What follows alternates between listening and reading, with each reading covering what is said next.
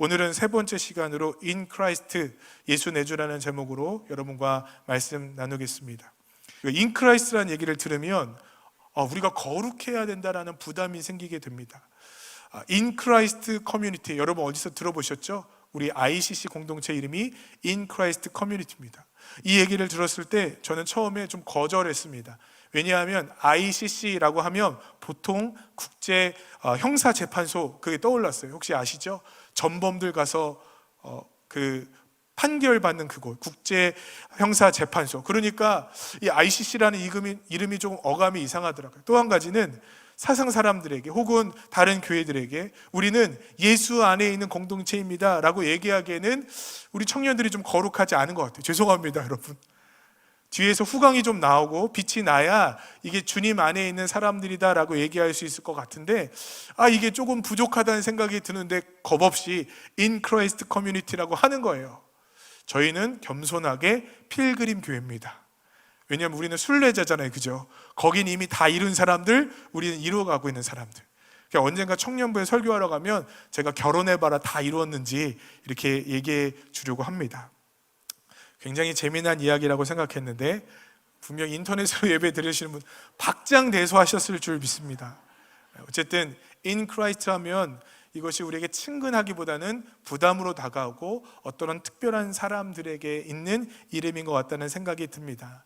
그러나 이 In Christ라는 단어는 예수 내주, 우리가 예수 안에 있다라는 단어는 우리가 거룩의 부담감과 족쇄를 채우는 얘기가 절대로 아니라 그분의 사랑과 그분의 그 은혜의 깊이가 얼마나 크고 넓은지를 아주 잘 드러내는 단어라고 생각합니다. 오늘 이 In Christ, 우리가 예수 안에 있고 그분의 사랑이 우리에게 부어진다라는 이 이야기가 우리 삶의 능력이 되기를 간절히 소망합니다. 청년들이 상담을 합니다. 대부분의 문제들은 부모님과의 문제입니다. 우리 아버지는 너무 이상해요. 우리 어머니는 이상해요. 그런데 아버지, 어머니의 사랑이 충분히 전달되지 못할 때 이 자녀들에게 문제가 반드시 생기게 되더라고요. 어떤 한 입양된 아이의 기사를 본 적이 있습니다. 청년이죠. 이 청년은 20살이 넘어서 자신이 취업을 준비하다가 자신의 서류를 떼보니까 자신이 입양되었다는 사실을 발견하게 된 겁니다. 너무 속이 상하고 하늘이 노랗게 변해버리는 것 같은 기분이 들더래요. 며칠을 고민하다가 어머니께 서류를 내밀며 어머니, 나 입양됐어요? 라고 물었더니 어머니가 하시는 말씀이 막 눈물을 흘리면서 미안하다, 너에게 얘기하지 못했는데 너 입양됐어, 이렇게 얘기를 하는 거예요. 청천벽력과 같은 얘기를 들은 거죠. 20살이 넘은 청년에게도 입양되었다는 사실은 너무나 큰 충격이었습니다. 여러분, 이 기사의 결말은요, 결국에 이 청년이 어머니 아버지를 떠났다라고 얘기하고 있지 않습니다. 어머니 아버지가 솔직하게 얘기해 주셨고 내가 버려질 수밖에 없는 상황 가운데 나를 자녀 삼아 주신, 나를 입양해 주신 어머니 아버지를 내가 평생 친부모와 동일하게 모시고 살겠습니다, 섬기고 살겠습니다 하는 내용이었습니다. 중요한 게 뭘까요? 그 자녀의 마음에 부모님의 사랑의 마음이 전달되기만 한다면 여러분, 그것은 문제가 없는 일 아니겠습니까? 자녀의 마음에 부모의 사랑이 온전하게 부어지기만 한다면, 그것이 깨달아지기만 한다면 입양이 되었건 아니면 나중에 이 자녀를 길렀건 간에 그것은 그렇게 중요한 얘기가 아니지 않겠습니까?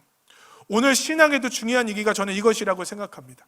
우리의 신앙의 연수를 우리가 중요하다고 생각할 수 있고 우리가 신앙에 갖고 있는 직분의 높이를 중요하다고 여길지 모르겠습니다. 혹은 내가 성경을 몇 독했는지, 내가 기도를 얼마나 했는지를 우리가 중요하게 여길지도 모르겠습니다. 그러나 그것보다 더 중요한 것이 있는데 그것은 뭐냐면 우리 그리스도의 사랑이 우리 가운데 얼마나 넓고 깊은지 우리가 알고 있느냐, 저는 그것이 더 중요하다고 생각합니다. 특별히 이 In Christ라는 단어를 들을 때 우리는 오해하는 것이 있습니다. 이것을 공간적인 단어라고 생각합니다. 여러분, 요한복음 15장 4절을 제가 읽어드릴게요. 내 안에 거하라, 나도 너희 안에 거하리라. 가지가 포도나무에 붙어있지 아니하면 스스로 열매를 맺을 수 없음같이 너희도 내 안에 있지 아니하면 그러하리라. 여러분, 이 말씀을 한 문장으로 번역하면 이렇게 할 수 있을 것 같아요. 내 안에 너 있다. 무슨 말입니까? 단순히 예수님이 물리적으로 우리 안에 거하시고 우리가 예수님 안에 거하고 이런 개념이 아니라는 거죠. 이거 영어 성경으로 번역하면요, remain me라고 돼 있대요. 제가 영어를 잘 못해갖고 혹시 외국에서 오신 분 있다면 양해해 주시기 바랍니다. 또 다른 영어 성경의 번역본에 보면 remain united to me 이렇게 써 있대요. 참 영어가 어렵습니다. 안에 거한다라는 것은요, united예요. united. 연합되어졌다라는 겁니다. 뗄래야 뗄 수 없다라는 겁니다. 사람과 사람 사이 안에 거하는 것이 가능할까요? 이것은 공간적인 개념이 아니라 훨씬 더 관계적인 개념이라는 겁니다. 그러면서 예수님께서 내 안에 너 있다라고 말씀하시면서 요한복음 15장 5절에 어떤 비유를 하시냐면 나는 포도나무고 너희는 가지라고 얘기하세요. 무슨 말입니까? 원 가지뿐만 아니라 접붙여진 가지들에게도 원 뿌리에서 나오는 양분과 수분과 좋은 것들이 열매 맺게 할 수 있을 정도로 우리가 뗄래야 뗄 수 없다라는 것입니다. 여러분, 예수님과 우리 사이는요, 단순히 한번 고백하고 인사한 사이가 아니라는 거예요. 그분과 우리는 뗄래야 뗄 수 없는 사이라고 얘기하고 있는 것입니다. 우리가 예수 안에 있다라는 얘기는 단순히 공간적인 얘기가 아니라 그분과 우리는 특별한 관계다. 정서적으로, 정신적으로 뗄래야 뗄 수 없는 아주 붙어져 있는, 마치 나뭇가지에 달려있는 새로운 접붙여진 나뭇가지와 같다라고 성경은 얘기하고 있는 것입니다. 여러분, 그분은요, 선하신 우리의 아버지이심을 믿으십니까? 여러분, 그분은요, 우리의 가장 좋은, 우리를 사랑하시는 그분이라는 걸 여러분 인정하십니까? 그러면 우리 그분께서 주시는 능력이 있다라는 거예요. 그분의 사랑이 우리 가운데 날마다 공급되어질 때 우리의 어둠이 사라지는 거예요. 할렐루야. 우리 안에 성령의 열매들이 맺혀져 가는 겁니다. 죄의 열매들은 점점 사라지는 겁니다. 사랑의 결핍으로 온갖 멍이 들고 병이 드는데 그 모든 것들이 예수 안에 있을 때 해결되어지더라는 것입니다. 이게 in Christ의 능력이에요. 이것은 단순히 우리를 얽매이고 조이는 것이 아닙니다. 거룩에 대한 채찍으로 받아들여서는 절대로 안 됩니다. 부족하고 연약한 우리를 사랑하시는 그분의 깊은 사랑인 거예요. 특별히 이 예수 안에서 어떤 일이 벌어집니까? 4절의 역사가 있어요. 4절을 한번 보겠습니다. 4절 읽겠습니다. 시작. 곧 창세전에 그리스도 안에서 우리를 택하사 우리로 사랑 안에서 그 앞에 거룩하고 흠이 없게 하시려고. 여러분, 하나님께서 우리에게 그리스도 안에서 하늘의 신령한 복을 준대요. 할렐루야. 그 하늘의 신령한 복이 뭘까요? 제가 어제 교육자들이랑 지난번에 밥을 먹는데 저는 평생 그게 있는지 몰랐어요. 연금 복권 아세요, 여러분? 그거 몰랐는데 그거는 분납해서 주더라고요. 왜 그런 얘기가 나왔냐면 로또를 맞은 사람들은 불행해지더라. 우린 예수밖에 없다. 그 얘기를 하다가 제가 그 슈퍼를 보니까 이건 분납을 해서 주더라고요. 그래, 저거는 좀 괜찮다. 그렇게 저희가 동의를 했습니다. 어쨌든 간에 무슨 얘기를 하다가 하늘의 신령한 복을 그 로또 맞는 게 아니잖아요, 그죠? 하늘의 신령한 복이라는 게 뭘까요? 예수 안에 있는 자들에게 주시는 신령한 복이 뭐냐? 4절에 나와요. 뭐라고 얘기하냐면 창세전에 그리스도께서 그리스도 안에서 우리를 택하시고 우리를 사랑하셨다라고 얘기하고 있습니다. 여러분, 창세전에 우리를 택하셨다는 게 뭐 대단한 능력인가요? 단순히 시간을 앞섰다라는 게 아니에요. 단순히 먼저 했다라는 것이 아닙니다. 여러분, 창세전은요, 제가 필그림교회 목사를 할지 안 할지도 모르는 시간이에요. 여기 앉아 계신 분들이 어떤 모습과 형편일지 모르는 시간이에요. 그런데 창세전에 우리를 택하셨고 우리를 사랑하셨다라는 것은요, 그분이 우리를 조건 없이 받아들이셨다라는 거예요. 그거는요, 여러분, 우리가 있는 모습, 우리가 거듭나고 새로워지기 이전에 우리를 선택하고 우리를 사랑해 주셨다라는 거예요. 그리고 그것이 우리의 능력이라고 얘기하는 거예요. 조건 없이, 우리 향해 그 어떤 것도 없이 우리의 있는 모습 그대로 우리를 사랑하시고 아끼시며 우리를 건져내시기에 결단하셨다는 것, 그게 그리스도 예수 안에 있는 사람들의 특권이라는 것입니다. 특권. 여러분, 아담과 하와가 죄를 범하고 주님이 그들을 버리셨나요? 아니에요. 그를 위해서 하나님께서 예비해 두신 가죽옷이 있었어요. 가인이 하나님께서 주신 그 자기의 동생을 죽였을 때 가인을 온전히 벌하셨나요? 아닙니다. 그를 살아가신다는 끊임없이 하나님이 주신 표들이 있었어요. 창세기부터 요한계시록까지 성경은 끊임없이 하나님께서 그리스도 예수 안에 있는 자들에게 주실 능력을 얘기하고 있는데, 그것은 자기의 백성들을 사랑하시되 끝까지 사랑하시더라라고 말씀하고 계시더라는 것입니다. 이것이 성경에 나타나 있는 예수 그리스도 안에 있는 자들에게 주신 하나님의 은혜예요. 여러분, 우리는 이 예수 그리스도의 사랑이 있지만 이것을 잘 인정하지 못합니다. 이것을 잘 이해하지 못합니다. 왜냐하면 이 땅을 살아갈 때 이 무조건적이고 나를 온전히 받아주는 그 사랑을 우리가 깨닫지 못하기 때문에 그렇습니다. 여러분, 주님이 여러분을 사랑하신다는 거 믿으세요? 주님이 여러분을 사랑하고 계시다는 거 믿으세요? 사랑했다는 게 아니라 사랑할 것이라는 것이 아니라 지금 이 순간에 하나님이 여러분을 사랑하고 예수 그리스도께서 여러분을 사랑하신다는 걸 믿으세요? 이것이 우리에게 크게 아멘으로 다가오지 못해요. 말라기 1장 2절에 보면 이스라엘 백성들의 영적인 상태에 대해서 나옵니다. 1장 2절에 여호와 하나님께서 말라기 선지자의 입을 통하여 이렇게 말씀하십니다. 여호와께서 이르시되 내가 너희를 사랑하였노라. 여러분, 만군의 주 여호와 하나님께서 이렇게 말씀하세요. 내가 너를 사랑해. 내가 너를 사랑해. 여러분, 그럼 사랑하시는 거잖아요. 그분은 회전하는 그림자도 없으시고 그분은 실현치 않은 분이시래요. 그런데 그분께서 이스라엘 백성들을 사랑하신대요. 그러면 사랑 받으면 되잖아요. 그러면 사랑 안에 거하면 되잖아요. 그런데 이스라엘 백성들의 대답이 뭔지 아십니까? 너희를 사랑하였노라 하나 너희는 이르기를 주께서 어떻게 우리를 사랑하셨나이까 하는도다.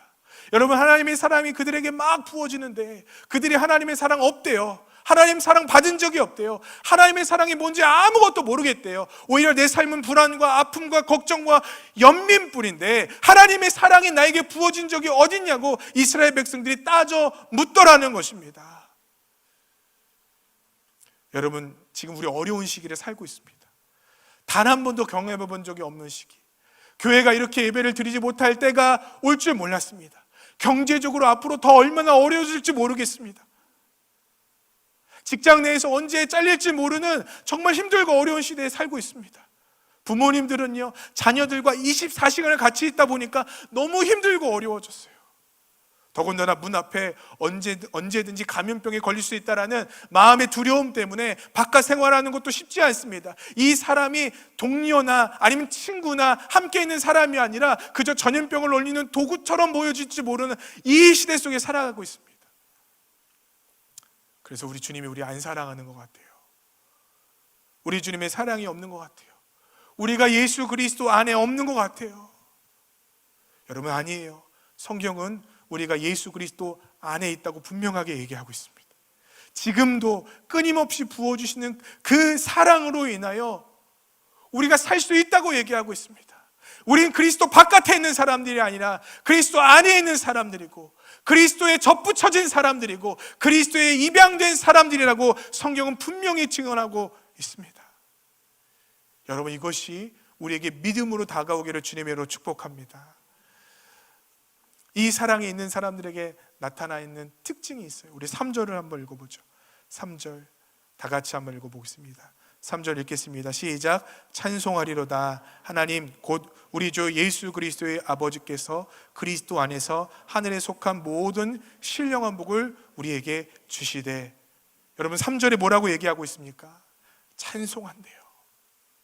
에베소서를 쓸 때 사도 바울은 아마도 그의 인생의 노년에 썼다라는 생각을 학자들이 합니다. 특별히 노년에는요, 그가 편하지도 않았죠. 전도 여행을 할 때가 아니라 그가 감옥에 갇혀 있을 때라고 추정합니다. 여러분, 감옥에 갇혀 있을 때 사도 바울에게 감사할 거리가 별로 없었을 것입니다. 찬송할 거리가 별로 없었을 것입니다.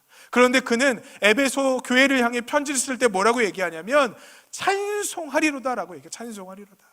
이유가 뭘까요? 그가 그리스도 예수 안에 있었기 때문에.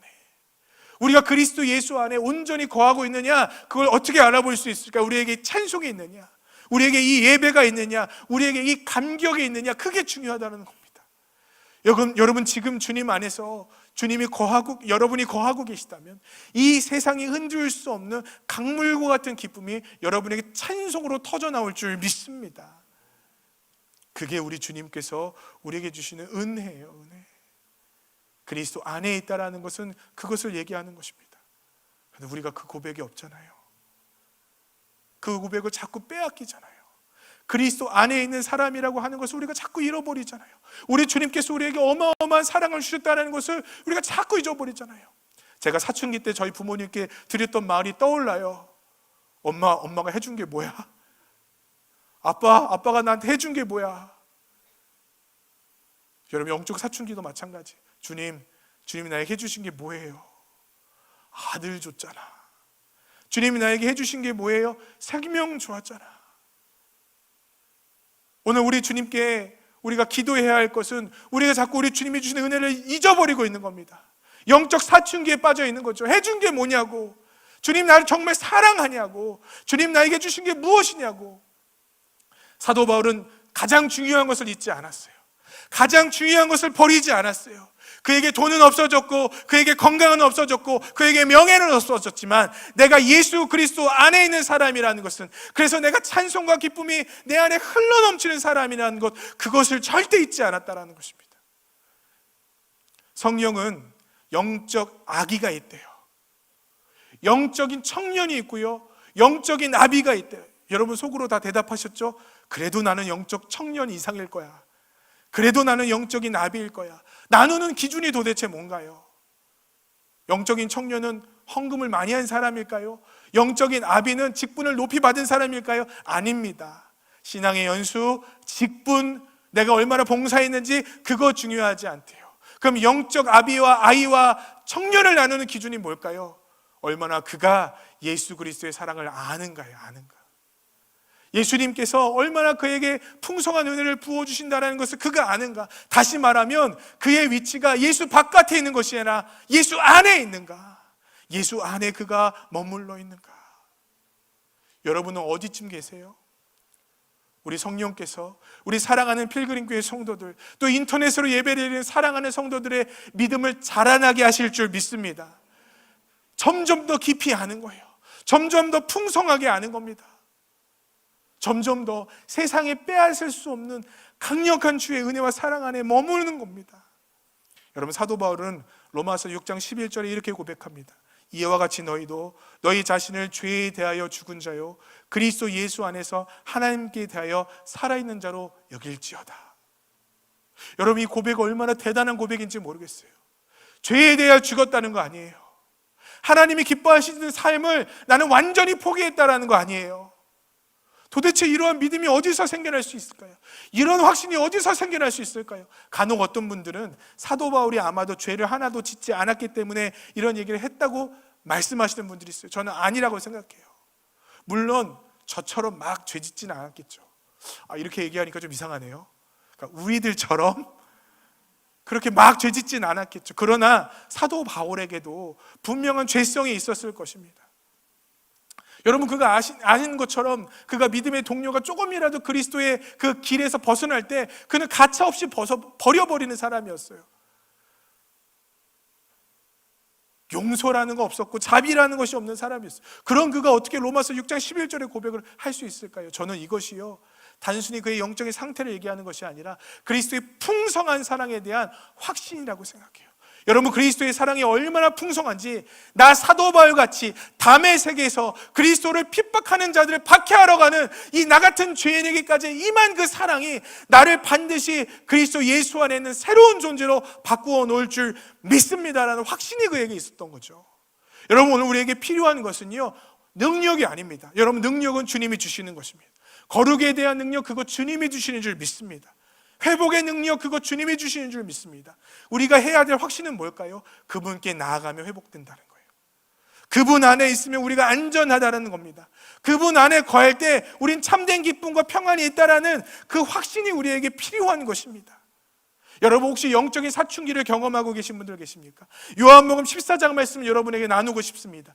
예수 그리스도께서 자기 사람들을 사랑하시되 끝까지 사랑하셨대요. 할렐루야. 그 사랑이 지금 오늘 여러분 가운데 있어요. 이제 그분께 가기만 하면 되는 거예요. 그분께 마음의 문을 열기만 하면 되는 거예요. 오늘 그 사랑을 깊이 깨닫지 못하시는 분들에게 주님은 끊임없이 내 안에 거하라고 문을 두드리고 계시는 겁니다. 오늘요, 여기 계신 성도님들 가운데도 자기를 내버려둔 성도님들은 분명히 있다고 믿어요. 여러분, 예수님을 생각하십시오. 예수, 그 큰 넓은 품 안에 우리가 안에 있어요. 나를 내버려두고 나를 망가뜨리지 마시고 그분의 품 안에서 해결하시기를 주님의 이름으로 축복합니다. 우리가 해야 될 것은 요한복음 15장에 나타난 대로 우리 그분 안에 자꾸 거하는 거예요. 그분의 말씀이 우리 삶 가운데 거할 수 있도록 자꾸 끊임없이 우리의 삶의 믿음의 싸움을 싸우는 겁니다. 마음의 공간을 마련해 놓고요, 우리 주님 앞에 자꾸 나아가서 우리 주님의 사랑이 온전히 부어질 거라고 여기고 그 자리를 지켜내고 있는 것, 그것이 우리에게 너무 중요하지 않을까 생각이 듭니다. 김용희 선교사님 간증을 듣다가 제가 은혜 받았던 것이 있어요. 목회자인 저에게도 은혜가 됐습니다. 선교사님, 목사님들을 같이 모여놓고 복음학교라는 프로그램을 하려고 하는데, 이 복음학교를 하기 전에 영적 상태를 나눴대요. 여러분, 선교사님들이잖아요. 성경을 너무 잘 알고요, 사형리 다 외우고요, 복음을 전할 수 있는 다양한 방법들이 있을 겁니다. 그런데 뭐라고 얘기하냐면 너무 지쳤대요. 여러분, 목회하다가도 지쳐요. 선교하다가도 지쳐요. 그러니까 은혜 받는 것이 두려워지더래요. 은혜 안 주셨으면 좋겠대요. 기대하는 거 아무것도 없어요. 이 수련회에 와서 그냥 몸과 마음이 좀 편해졌으면 좋겠고 힐링을 했으면 좋겠지 복음 듣고 싶지 않대요. 그리스도 예수의 은혜 그런 거 얘기하고 싶지 않더라. 다 그 얘기를 하더래요. 이제 그 사람들을 앞에 두고 강의해야 되는 그 김용희 선교사님 마음이 너무 힘들더라는 거예요. 어떻게 하나, 다 아는데 어떻게 하나, 그 마음을 돌이키기가 너무 어려운데 철야를 하면서 하나님 어떻게 합니까? 하나님 어떻게 합니까? 그렇게 기도를 하셨대요. 그런데 김용희 선교사님이 그 다음날 아침 무렵에 자신이 머리를 스쳐 지나가는 한 가지 생각이 있었대요. 자신이 생각하기에 창세기부터 요한계시록까지 우리의 주님께서 내가 너를 사랑하지 않아, 내가 너를 미워해, 네가 나를 어르고 달래면 내가 너에게 은혜를 줄게라고 얘기하신 적이 단 한 번도 없대요. 용광로와 같이 끓는 사랑으로 창세기부터 요한계시록까지 비록 하나님의 백성들이 하나님을 떠날지라도 그 사랑을 단 한 번도 끊지 않으시고 그들에게 부어주시더라는 것이 생각난 거예요. 비록 선교사라고 하는 사람들이 마음이 다 식었고 목회자라고 하는 사람들 마음에 은혜를 받는 것이 두렵고 쉬고 싶다라고 얘기할지언정, 그들에게 어떤 소망도 없을지언정, 우리 만군의 주 여호와 하나님 그리고 그 아들 예수 그리스도의 마음은요 지금도 끓고 있다는 사실을 그분이 깨달으셨대요. 여러분, 저는 동일하게 여러분들에게 이 이야기 드리고 싶어요. 우리는 식었을 줄 몰라요. 여러분, 우리는 너무 오래돼서 익숙해졌을지 몰라요. 은혜 받는 것이 이제는 두렵고 이제 은혜 받는 것이 귀찮고 그저 예배를 드려주는 것만으로도 우리 주님께 영광이라고 여기실지 몰라요. 그러나 여러분, 그분의 사랑은요 식지 않았어요. 그분의 은혜는요 끊어지지 않았어요. 우리가 해야 할 것 한 가지예요. 요한복음 3장 17절입니다. 하나님이 그 아들을 세상에 보내신 것은 세상을 심판하려 하심이 아니요 우리를 내버려두고 판단하고 정죄하려고 하심이 아니래요. 세상을 구원하려 하심이라. 여러분, 그 예수님이 오신 이유는요 우리를 온전케 하기 위해 오셨대요. 우리를 회복시키기 위하여 오셨대요. 우리를 받아주시고 용납해 주시기 위하여 오셨대요. 그 넓은 사랑 우리를 안아주시기 위하여 오셨대요. 창세기 32장 26절, 야곱이 하나님의 사자에게 이렇게 얘기합니다. 나를 축복해 주시지 않으면 당신이 이곳을 지나갈 수 없습니다. 여러분, 그 자리에 여러분을 초청합니다. 주님의 용광로와 같은 사랑이 이 앞에 있는데 여러분, 그 사랑을 맛보고 가십시오. 예수 안에 있는 우리에게 그 은혜가 있습니다.